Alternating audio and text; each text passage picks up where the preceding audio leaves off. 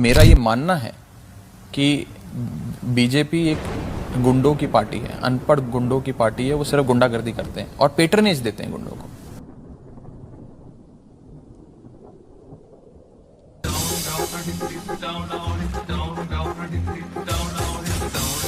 ने ये डिसाइड किया that we the 2/3 members of parliament of the belonging to the Aam Aadmi Party in Rajya Sabha exercise the provisions of the Constitution of India and merge ourselves with the BJP. हम BJP में विलय करते हैं।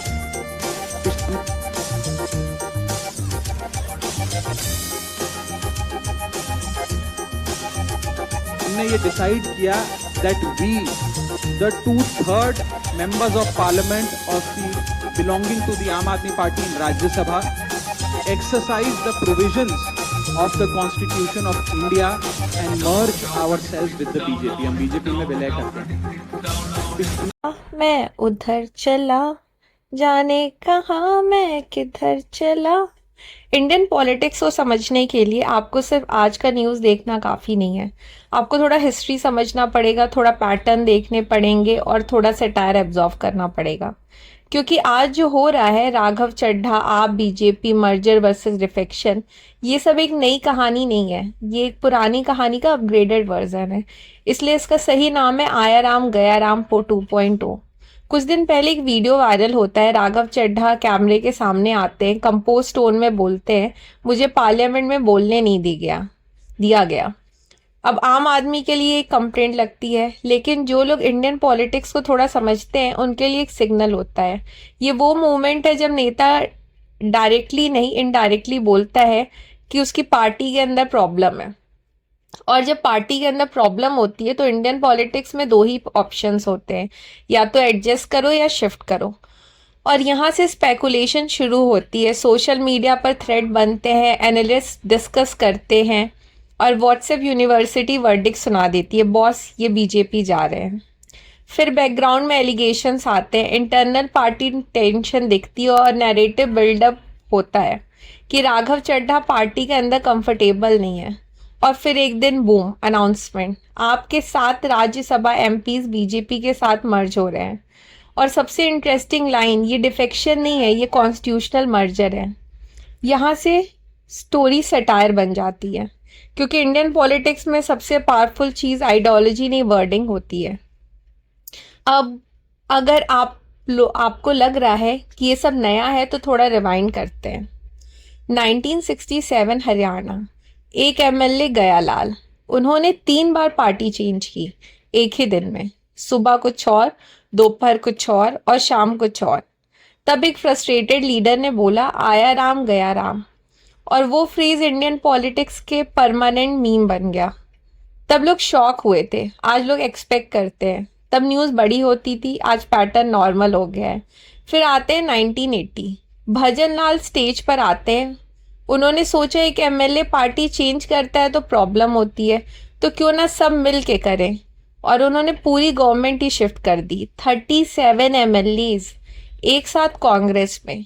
कोई election नहीं, कोई public mandate नहीं, बस एक स्मूथ ट्रांजिशन। जैसे मोबाइल में ऐप अपडेट हो जाता है, बैकग्राउंड में सब चेंज, यूज़र को सिर्फ रिजल्ट दिखता है। इस केओस को कंट्रोल करने के लिए 1985 में एंटी डिफेक्शन लॉ आया, कॉन्स्टिट्यूशन का 10th शेड्यूल।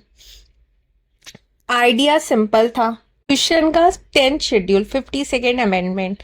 आइडिया सिंपल था, पार्टी छोड़ो तो डिस्क्वालिफिकेशन, विप तोड़ो तो डिस्क्वालिफिकेशन। सबको लगा सिस्टम फिक्स हो गया, लेकिन इंडियन पॉलिटिक्स का रूल है, सिस्टम कभी फिक्स नहीं होता, सिस्टम अडेप्ट होता है। लॉ के अंदर एक लूप होल हो गया, अगर 2/3 मेंबर्स साथ में पार्टी चेंज करें तो वो डिफेक्शन नहीं, मर्जर है। यानी अकेले जाओगे तो गुनाह, ग्रुप में जाओगे तो कॉन्स्टिट्यूशनल राइट। 1990s में पॉलिटिशियंस ने ये लूप होल मास्टर कर लिया। जनता दल के स्प्लिट्स, यूपी में अलायंस पॉलिटिक, बिहार में गवर्नमेंट्स का गिरना, सब जगह एमएलएज एक तरह के फ्लोटिंग एसेट्स बन गए। आइडियोलॉजी ऑप्शनल हो गई, अलाइनमेंट एडजस्टेबल हो गया। एक लाइन में बोलें तो प्रिंसिपल फ्लेक्सिबल थे, पोजीशन परमानेंट थी। मॉडर्न एरा में ये गेम और रीडिफाइंड हो गया। 2020 में ज्योतिरादित्य सिंधिया कांग्रेस से निकलते हैं, एमएलए साथ ले जाते हैं, गवर्नमेंट गिर जाती है और कुछ ही दिन बाद कैबिनेट सीट मिल जाती है। यहाँ लेसन क्लियर था, डिफेक्शन सिर्फ एग्जिट नहीं होता, एंट्री स्ट्रेटजी भी होती है। 2022 में एकनाथ शिंदे शिवसेना के एमएलए के साथ निकलते हैं, मेजॉरिटी क्लेम करते हैं और सीएम बन जाते हैं। सुप्रीम कोर्ट बोलता है लेजिस्लेचर पार्टी और पॉलिटिकल पार्टी अलग है, लेकिन ग्राउंड रियलिटी बोलती है सीएम तो चेंज हो गया। यहाँ एक नया फॉर्मूला निकला, लॉ थ्योरी में चलती है, पॉलिटिक्स रियलिटी में। और अब 2026 में राघव चड्ढा का वर्जन आता है। पहले वीडियो मुझे बोलने नहीं दिया, फिर इंटरनल कॉन्फ्लिक्ट, फिर स्पेकुलेशन और फाइनली अनाउंसमेंट, 2/3 एमपीज के साथ मर्जर। ये एक परफेक्ट पॉलिटिकल स्क्रिप्ट लगती है। स्टेप 1 सिंपैथी बिल्ड करो, स्टेप 2 कन्फ्लिक्ट हाईलाइट करो, स्टेप 3 एग्जिट जस्टिफाई करो, स्टेप 4 लॉ का शील्ड यूज करो। मतलब डिफेक्शन का को रिब्रांड कर दिया गया कॉन्स्टिट्यूशनल डिसीजन। सबसे फनी पार्ट ये है कि एंटी डिफेक्शन लॉ खुद ही आयरनी क्रिएट करता है। एक एमएलए पार्टी बदले तो डिफेक्टर, लेकिन 7 एमएलए पार्टी बदले तो मर्जर। यानी मोरालिटी भी अब नंबर्स पे डिपेंड हो गई है। एक्सेल शीट में नंबर सही हो तो लीगैलिटी ऑटोमेटिकली आ जाती है। पब्लिक मीनवाइल कंफ्यूज्ड है, ये आइडियोलॉजी का शिफ्ट है अपॉर्चुनिटी का।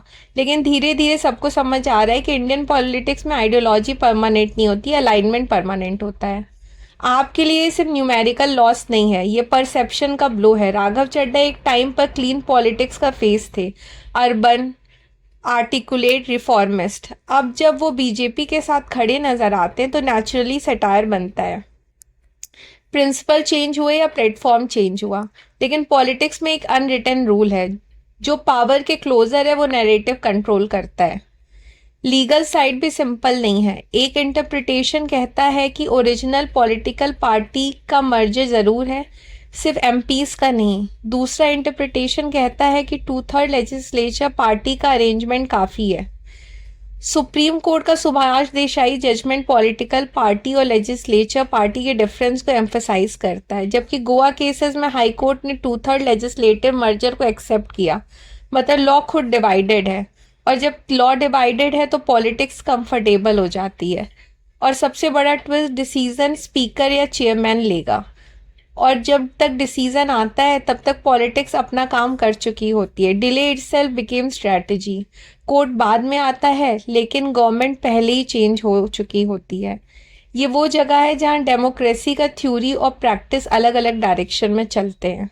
अगर टाइमलाइन देखें तो पैटर्न क्रिस्टल क्लियर है। 1967 में गयालाल इंडिविजुअल डिफेक्शन, 1980 में भजन लाल मास डिफेक्शन, 1990s में split politics legal loop hole exploitation, 2020 में सिंधिया स्ट्रेटेजिक कोलैप्स, 2022 में शिंदे मेजॉरिटी इंजीनियरिंग, 2026 में चड्ढा मर्जर ब्रांडिंग।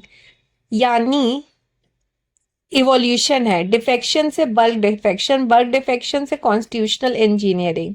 आखिर में कंक्लूजन सब सिंपल है। एंटी डिफेक्शन लॉ बना था आया राम गया राम को रोकने के लिए, लेकिन इंडियन पॉलिटिक्स में उसको अपग्रेड कर दिया। अब सिस्टम कहता आया राम 2.0 नंबर्स लेके आओ, प्रोटेक्शन ले जाओ। पहले नेता चुपके पार्टी बदलते थे, आज प्रेस कॉन्फ्रेंस करके बोलते हैं ये मेरा कॉन्स्टिट्यूशनल डिसीजन है। और सबसे इंटरेस्टिंग बात ये है, ये कहानी यहीं ख़त्म नहीं होती। इंडियन पॉलिटिक्स में नेक्स्ट स्विच हमेशा अंडर प्रोसेस होता है। बट अब आपको सोचना है कि आपको ये समझना होगा कि ये सिर्फ नंबर्स का लॉस नहीं है, ये नैरेटिव का लॉस है। राघव चड्ढा सिर्फ एक एमपी नहीं थे, मो पार्टी के clean educated urban reformist face थे, जो आपको दूसरी पार्टी से अलग दिखाते थे। जब ऐसे फेस खुद थी पार्टी छोड़कर वो भी 6-7 एमपीज के ग्रुप के साथ स्विच करते हैं, तो डैमेज सिर्फ राज्यसभा स्ट्रेंथ पे नहीं होता, ब्रांड इमेज का भी होता है।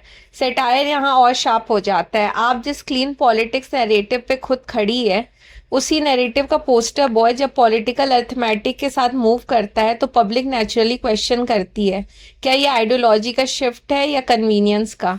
और जब एक इंडिविजुअल नहीं बल्कि बल्क में स्विच होता है तो परसेप्शन और भी स्ट्रांग हो जाता है कि पर्सनल डिसीजन नहीं, कैलकुलेटेड पॉलिटिकल मूव है। इसीलिए ये आपके लिए एक डबल ब्लो है। एक तरफ नंबर्स गए, दूसरी तरफ क्रेडिबिलिटी पे डेंट आया, क्योंकि पॉलिटिक्स में अपोजिशन आपको अटैक करे या ना करे, अगर आपका ओन फेस ही सिस्टम चेंज कर दे तो डैमेज ऑटोमेटिकली हो जाता है। सिंपल वर्ड में एक एमएलए चला गया तो लॉस होता है, लेकिन जब पार्टी का क्लीन फेस ही ग्रुप के साथ शिफ्ट करे तो इमेज का कोलैप्स लगता है। For such more updates, please like, share, subscribe Locum and don't forget to press the bell icon.